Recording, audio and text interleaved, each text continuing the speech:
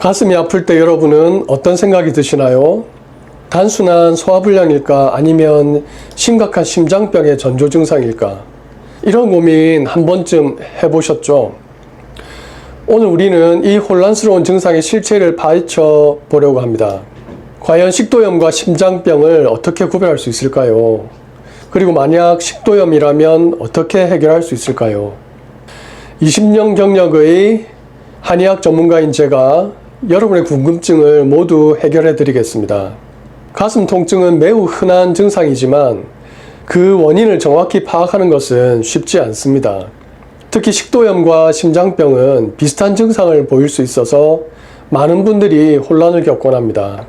하지만 이 두 질환을 구별하는 것은 매우 중요합니다. 식도염, 특히 위산 역류로 인한 역류성 식도염은 흉부 자결감, 가슴 통증, 삼킴 곤란 등의 증상을 일으킬 수 있습니다. 반면 심장병, 특히 협심증은 가슴 압박감, 숨가쁨, 어깨나 팔로 퍼지는 통증 등을 동반할 수 있습니다.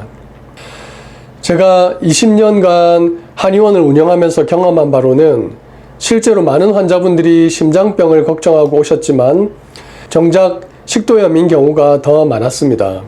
2019년 대한소화기학회의 연구에 따르면 가슴 통증으로 응급실을 찾은 환자 중 약 60%가 비심장성 흉통이었고 그 중에서 가장 흔한 원인이 바로 위식도 역류 질환이었습니다.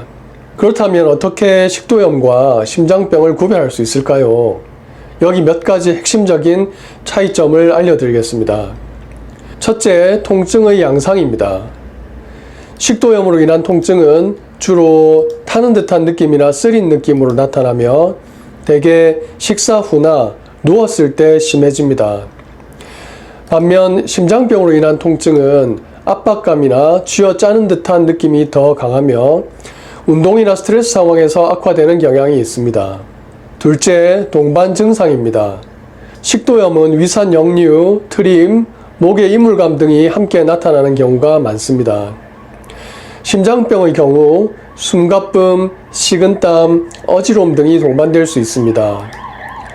셋째, 증상의 지속 시간입니다. 식도염으로 인한 통증은 대개 수분에서 수시간 지속되며 제산제 등으로 완화되는 경향이 있습니다. 반면 심장병으로 인한 통증은 보통 몇 분 정도 지속되다 사라지는 경우가 많습니다. 이러한 차이점들은 2020년 미국 소화기 학회지에 발표된 연구에서도 확인된 바 있습니다. 이 연구에 따르면 이러한 특징들을 바탕으로 한 진단의 정확도가 85% 이상인 것으로 나타났습니다. 저희 가온자리 한의원에서도 이러한 기준을 바탕으로 환자분들을 진단하고 있습니다. 20여 년간의 임상 경험을 통해 이러한 감별 진단의 중요성을 누구보다도 잘 알고 있습니다. 그래서 항상 환자분들의 증상을 꼼꼼히 청취하고 필요한 경우 추가적인 검사를 권해드리고 있습니다. 만약 증상이 식도염으로 판단된다면 어떻게 치료할 수 있을까요? 한의학에서는 식도염을 위완통이나 열격의 범주로 보고 접근합니다. 한의학적 관점에서 식도염의 주요 원인은 간울, 비위허약, 담음 등입니다. 이에 따라 치료 방법도 달라집니다. 예를 들어 스트레스로 인한 간울형 식도염의 경우 소간해울하는 치료를, 비위허약으로 인한 식도염은 건비화위하는 치료를 주로 사용합니다. 이는 단순히 증상만 억제하는 것이 아니라 몸 전체의 균형을 되찾아서 근본적인 치료를 목표로 하는 한의학의 특징입니다. 실제로 2018년에 대한한방내과학회지에 발표된 연구에 따르면 한약 치료를 받은 역류성 식도염 환자의 80% 이상에서 증상 개선 효과가 있었다고 합니다.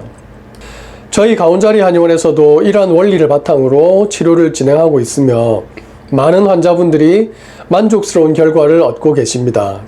특히 저희는 환자 개개인의 체질과 증상에 맞춘 맞춤형 치료를 제공하고 있습니다.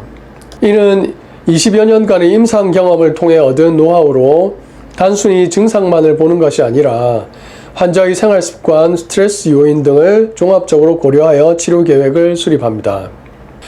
마지막으로 식도염 예방을 위한 생활습관 개선 방법에 대해 알아보겠습니다.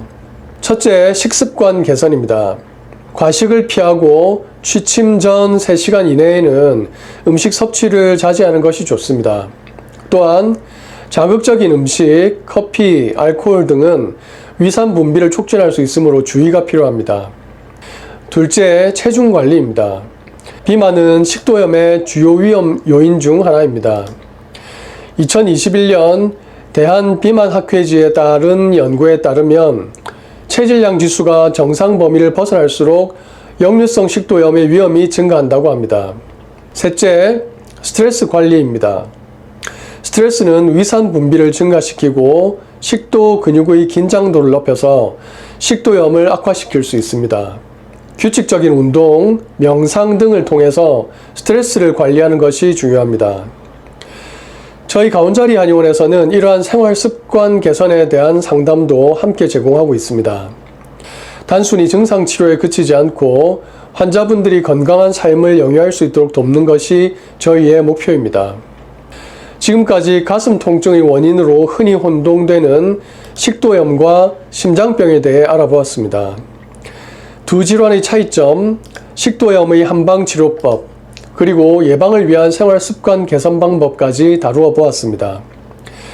이 영상은 단순히 저희 가운자리 한의원을 홍보하기 위한 것이 아닙니다. 가슴 통증으로 고민하시는 많은 분들에게 실질적인 도움을 드리고자 하는 마음에서 제작하게 되었습니다. 여러분의 건강은 무엇과도 바꿀 수 없는 소중한 자산입니다. 가슴 통증이 지속된다면 반드시 전문가와 상담하시기 바랍니다. 저희 가운자리 한의원은 언제나 여러분의 건강한 삶을 위해 함께 하겠습니다. 오늘 영상이 유익하셨다면 구독, 좋아요, 알림 설정 부탁드립니다. 감사합니다.